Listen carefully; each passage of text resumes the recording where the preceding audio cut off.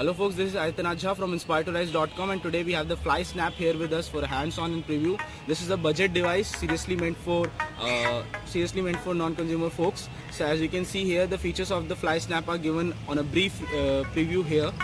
Let's just unbox this device as the packaging does not have too much of contents. This is the Fly Snap device. It is a very lightweight device. As you can see, it is lightweight to hold in hand, and it has got some of the thickness, and as you can see, much of the area has been wasted in the bezel area. It has a front camera of 2 megapixels and a back camera of 5 megapixels. And now let's just show you what's inside the box. Inside the box you have the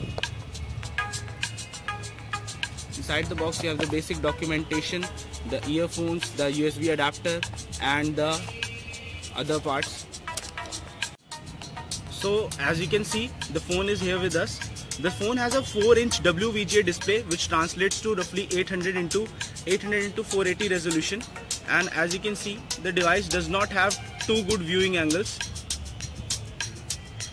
It has a micro USB port over here, a 3.5mm jack, and apart from that the volume rocker is over here, and you have the power button over here.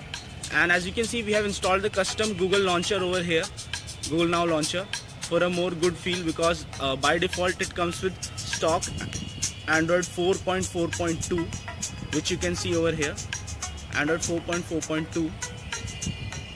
So now let's just test the other things about this device.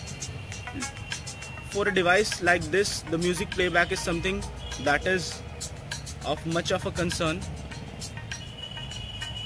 So actually this was a FLAC track, so it was not able to play this, so we get to know the limitations of this device.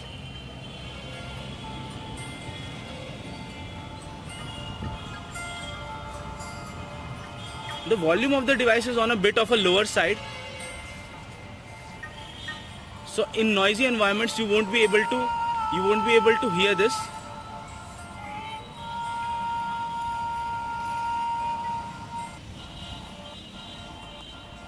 So as you can see, we can't even scroll through the track because the device does not support that. Lot of compromises have been made in this device to make it really budget friendly. And now let's just show you other things about this device. The benchmark score for this device.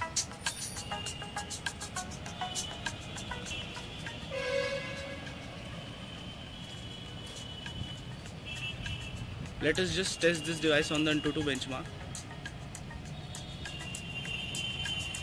We would resume this video in few minutes. So right now you can see the graphics testing of the AnTuTu benchmark is running.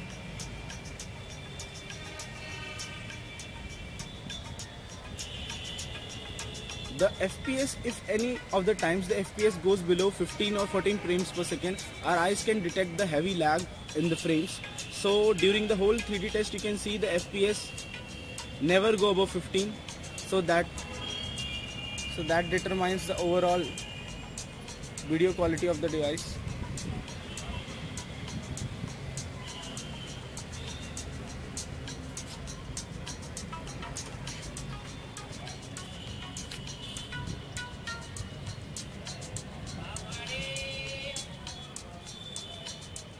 The lowest the FPS went by is 2 and the highest the FPS went by is 12. So none of the times the frames per second were on a really high side.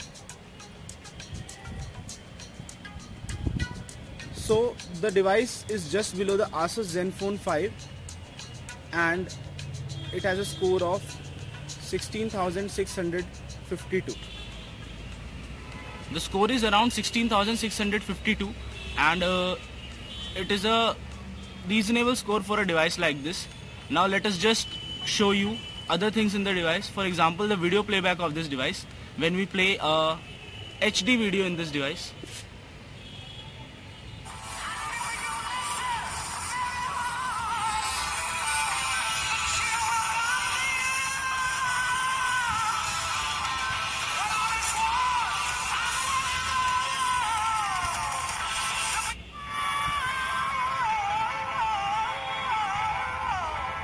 so as you can see, there is no noticeable lag in the 720p HD video, and we also have a 4K HD video over here just to test the limits of this device.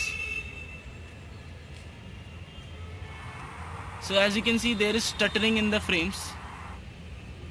There is stuttering in the frames.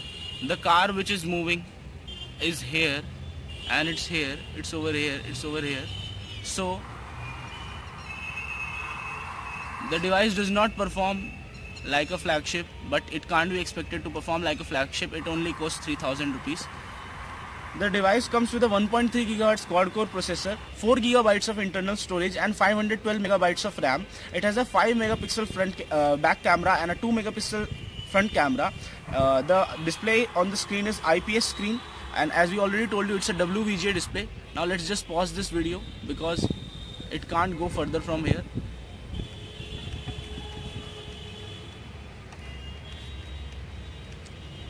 Now let us just show you gaming performance of this device.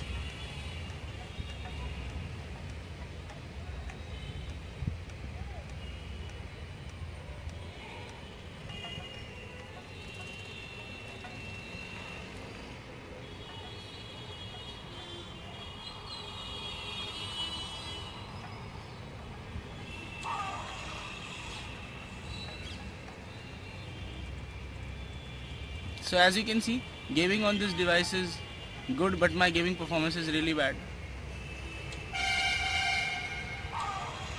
So we would just play again so that I can take the rope one more time. This time I took the rope. So as you can see, there is no lag or stutter till now, but I still died. So this was all for the gaming performance for this device. And now let us just show you something else. The camera for this device is not much on the higher good side, though it takes good pictures in optimum daylight conditions.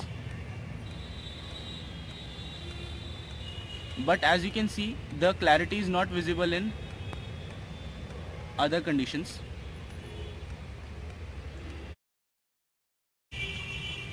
So the device has a very feeble battery backup in terms of overall, and it has features like Smart Wake, where you can double click to light up your screen, or you can make a O, make a V, make a C, make a E or M for different features.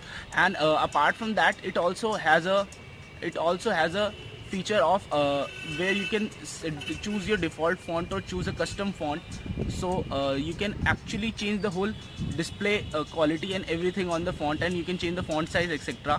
Okay, so and apart from that, the battery backup is really bad on this phone. As you can see, it is not that good, and the phone discharges really fastly, and as it has a battery of 1500 mAh, it discharges really fastly. And the phone is a dual SIM phone, and it has an expandable memory up to 32 GB with the micro SD card, and it has Wi-Fi, FM radio, MP3 and MP4 video support along with 3G connectivity options. And who should buy this phone? This phone is for people who want to buy their first Android phone and want to have a good budget experience in a price range of 3,000 rupees. This is the Fly Snap, and this is Aitan Aja from inspiredtorise.com signing.